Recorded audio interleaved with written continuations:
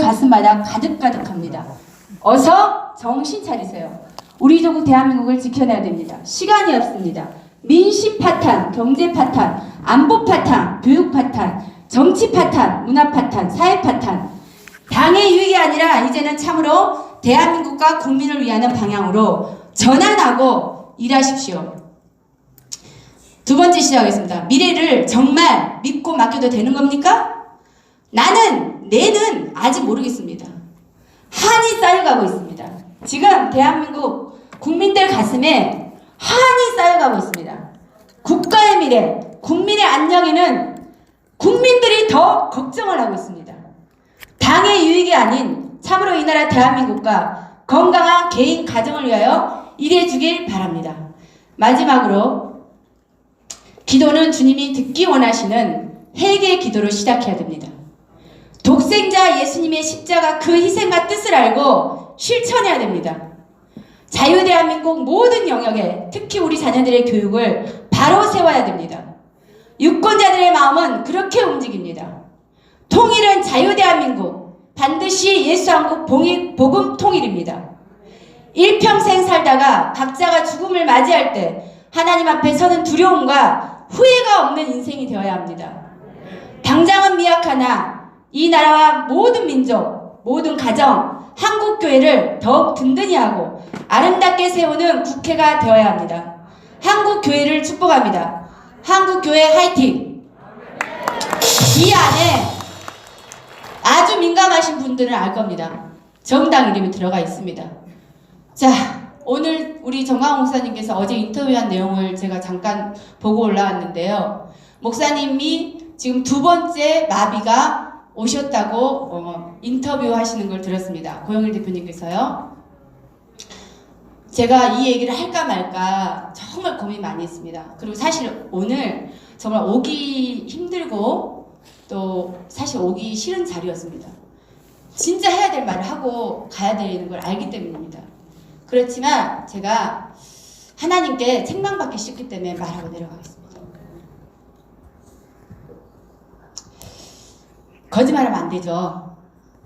자, 우리가 강야교회에서 제가 기도를 하고 오후 3, 4시쯤에 걸어오는데 하나님께서 환상을 보여주셨습니다.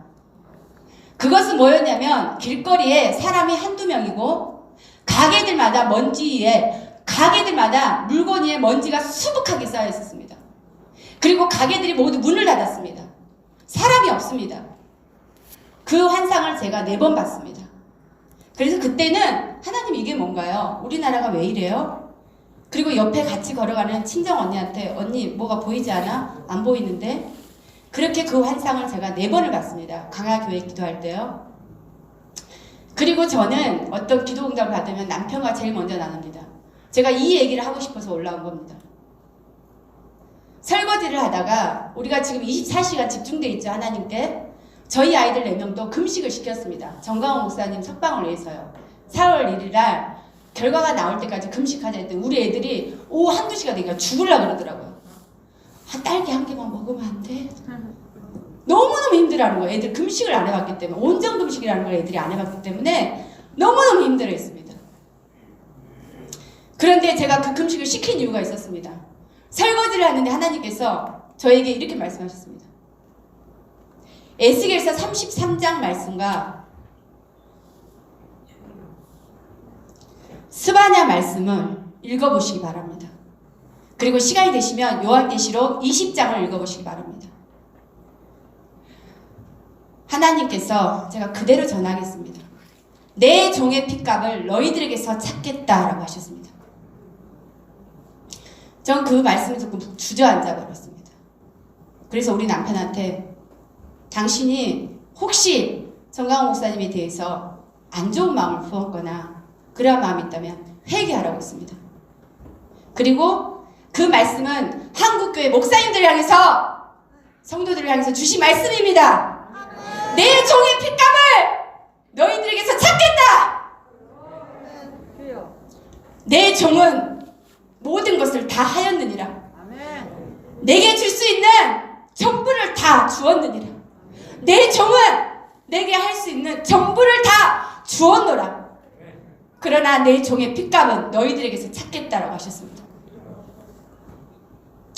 목사님은 하나님께 다 한 것 같습니다. 저는 목사님 인생을 모릅니다.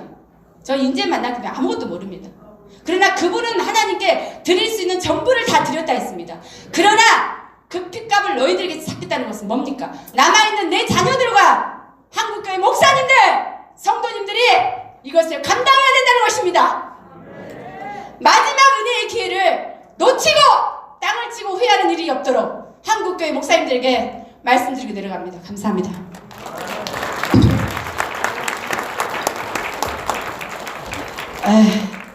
우리 젊은 헌정 대표가 마지막 말이 아마 이 방송을 보시는 교회 목사님들이 많이 회개하시리라 믿습니다.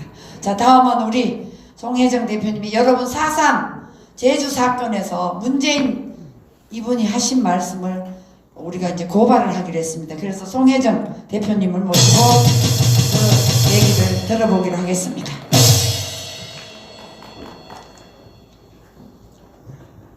어제는 4월 3일, 1948년 4월 3일 대한민국 건국을 방해하기 위해서 제주도에 있는 남노당, 남조선 노동당, 공산 세력들이 폭동을 일으킨 날입니다.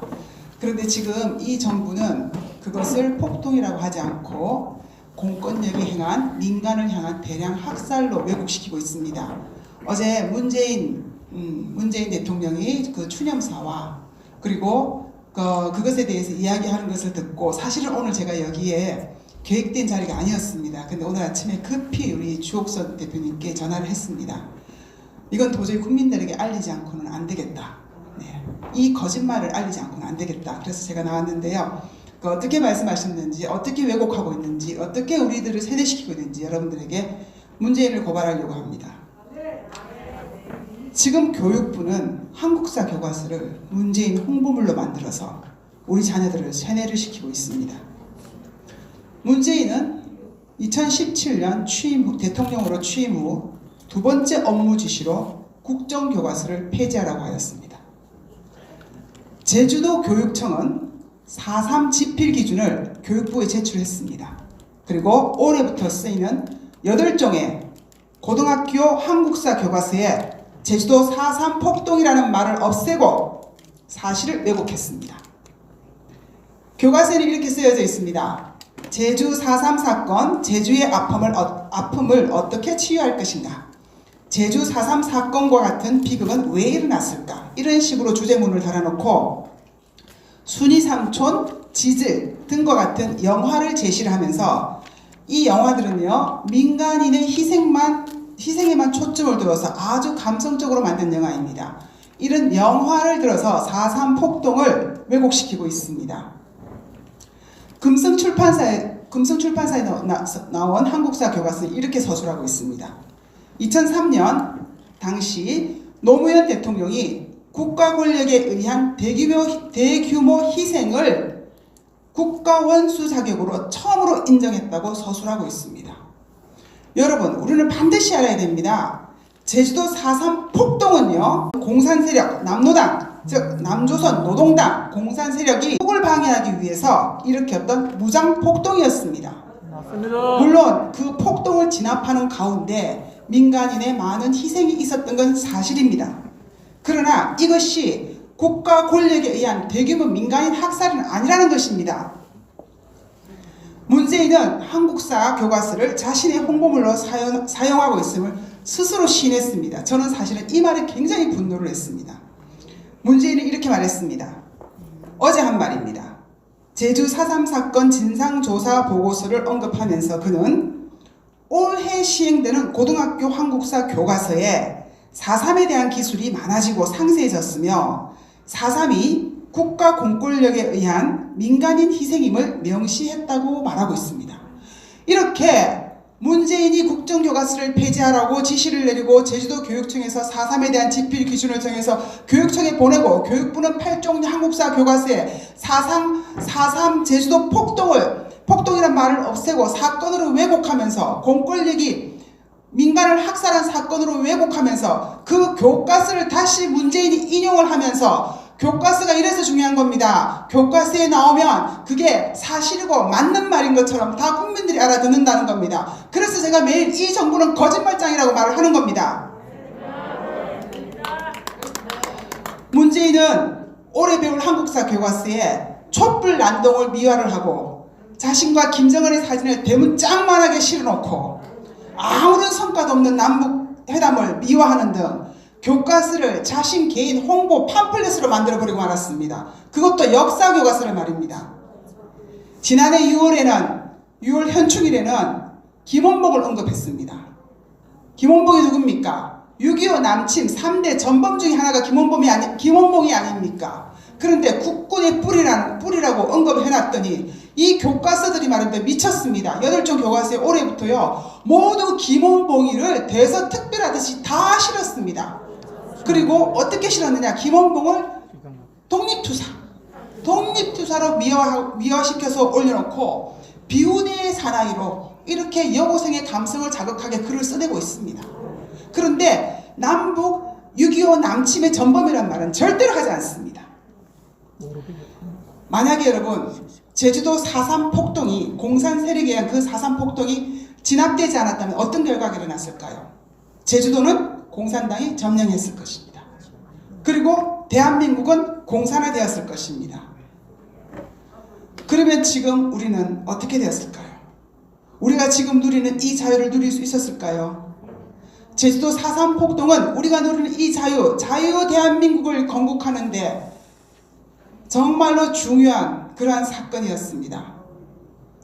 그런데 지금은 어떻습니까? 제가 지금 안타까운 것은 그것이 1948년도에 일어났던 그 제주도 4.3 폭동이 지금은 다른가 하는 생각입니다.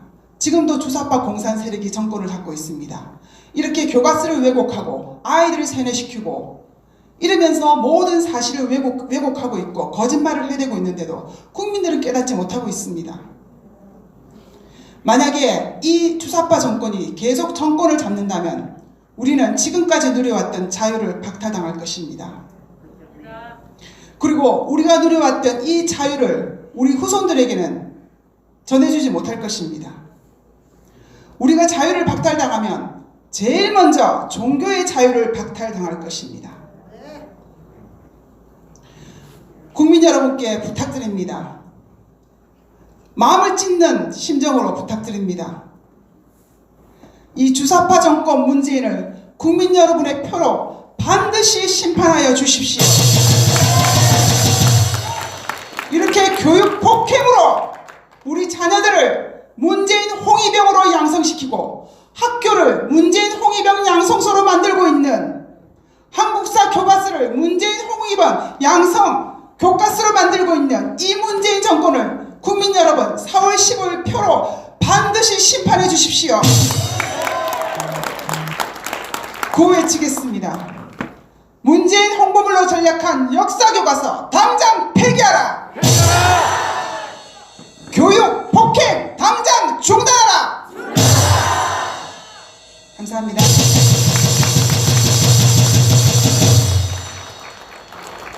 여러분 우리 여성이 없다면 어떻게 되겠습니까?